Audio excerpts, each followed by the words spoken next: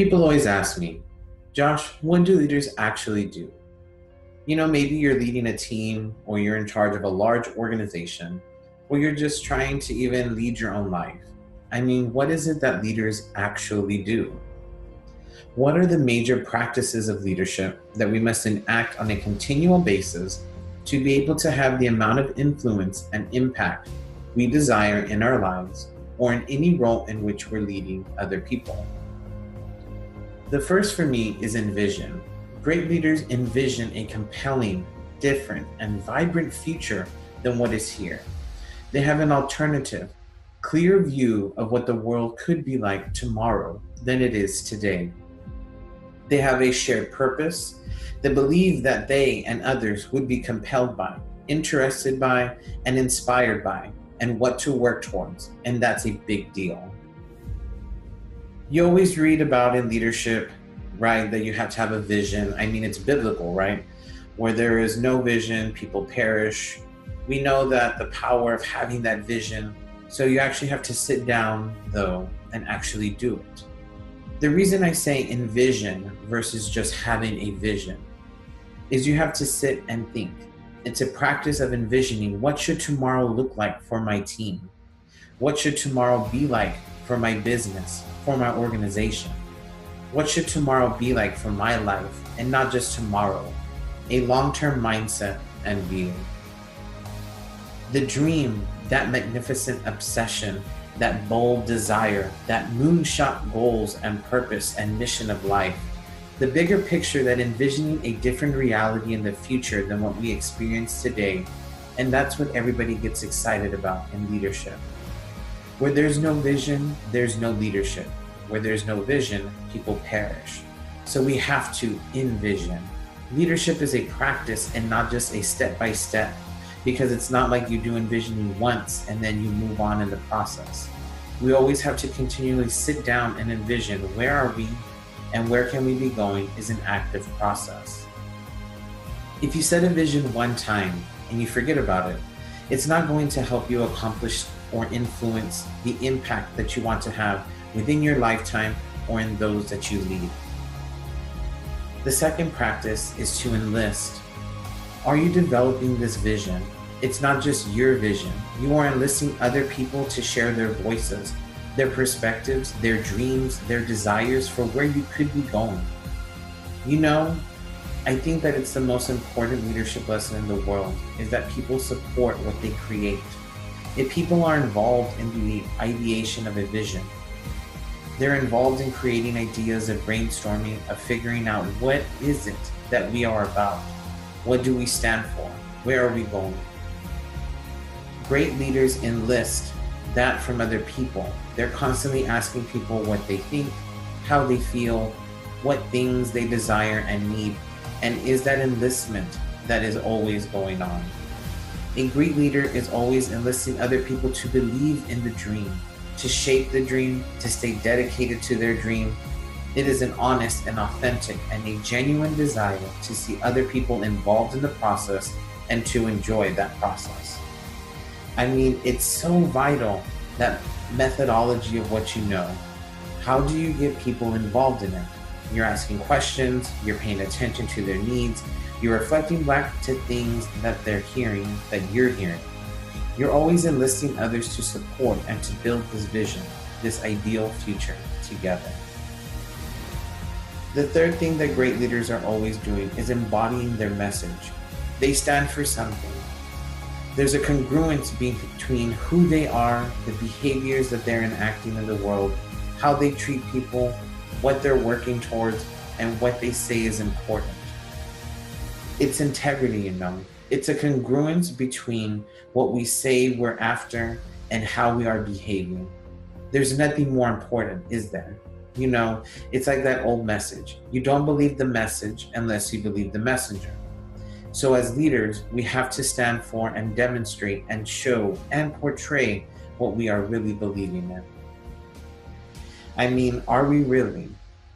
Is our team and the people around us seeing us work for it, sweat for it, sacrifice for it, champion over and over and over again, even when it's hard, even when there's conflict, even when people are pissed? Even when people want to quit, are you still there? Do you stand for it?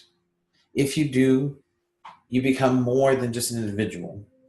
My fourth point of what we have to move towards now is empowering people. Empowerment means we give people the decision making authority and the trust to be able to work towards this mission, to allow them the autonomy, the strength, and the input to equip them with the knowledge, the skills, the abilities, the technologies, the tools, the training, to allow them to succeed as they march with us towards achieving something extraordinary and phenomenal. That's vital. That's what empowerment is. And a lot of leaders who come in with a big vision, they get everyone excited, they seem like they want everybody involved, and then they do a great job of standing for it, but they don't equip their teams to kick some butt. They never get to that place of real stride, of real momentum, and that happens all the time. Training other people and equipping them with everything they need to succeed has to be a vital practice of every great leader, and they get it. It doesn't just happen once. That's a huge failure in the working world, especially in corporate America. Great leaders come in, they nail the vision, they get people around it, they stand for something, but they only empower people at the beginning. They give some training and then they just kind of disappear. Training has to be consistent. Coaching needs to be consistent. Equipping people to deal with the new challenges, the new tools, new technologies, the new competitive realities. That's vital. We have that in place, right? We've been doing this practice. We envision a better future. We enlist other people to help shape that vision, to believe in that vision, and to support that vision. We stand for something by embodying our own message. We empower other people to be able to support and to be able to win. Then we have to evaluate. The hardest thing that we have to do in all of leadership is to evaluate the key people who are with us, their contributions, evaluate their skills, evaluate their needs, and to evaluate the ethics that are going on in our organization and in our team. Are we being excellent? And are we being ethical? Are the questions that we're evaluating on, right? Are we being excellent and ethical as we are progressing? Which I guess would be the third question. Are we progressing? If not, why? Are we being ethical? If not, why? If our people are not being excellent, if not, why? These are the questions that we have to ask as we practice. And evaluation, it's every day as a leader. You've got to keep your thumb on the pulse to see, hey, how are we doing it? Are we alive? Are we moving forward?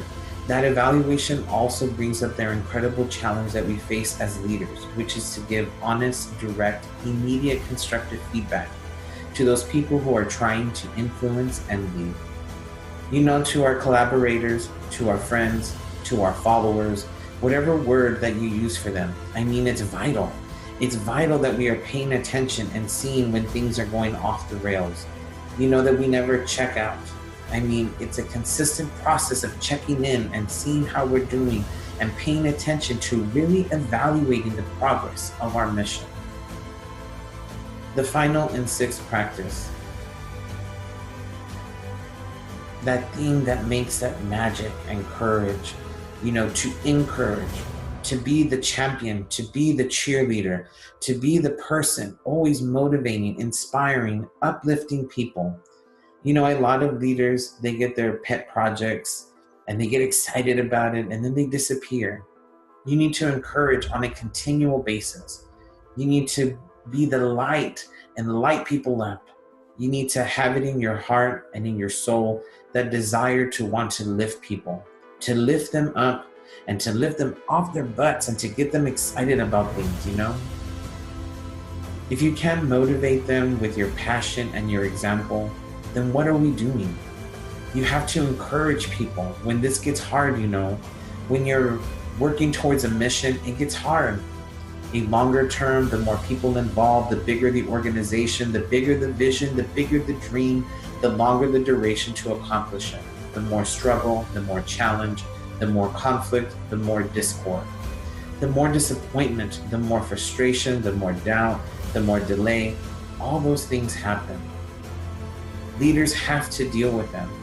And the way they have to deal with it is always being that encouraging voice. When the chips are down, when it looks mostly bleak, you're still that beam of light. When it gets dark, when it gets challenging, when there's conflict and turmoil and turbulent seas, you're solid.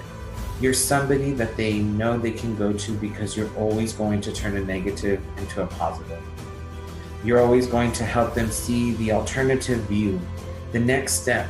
You're going to champion people. You're going to champion the mission of the cause. That's leadership. I'll say what overlays all of this is a philosophy about what we're doing.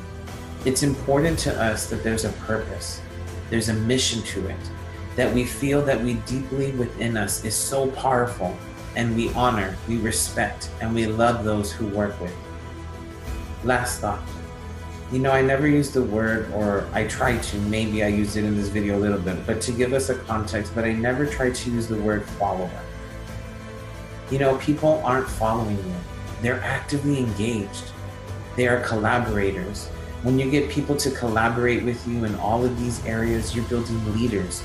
You're building collaborators within the organization, within the team, with those who you are serving. And magic happens. It's now. It's not just you, the leader. It's a group of us. We are a peer set of leaders. We are the movers and shakers who are shaping and making this mission happen every single day. We love to work together. We have fun. People are standing up. They are helping come up with that vision. They are now championing and cheering on, bringing in and enlisting other people. They are now all doing. They're standing for something. They're living that value, that truth. They now are empowering other people and championing the cause. They're your eyes and your ears evaluating how the organization, how the mission is going. They now are encouraging it so it doesn't just ride on your shoulders.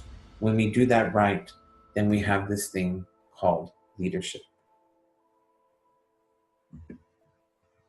Thank you.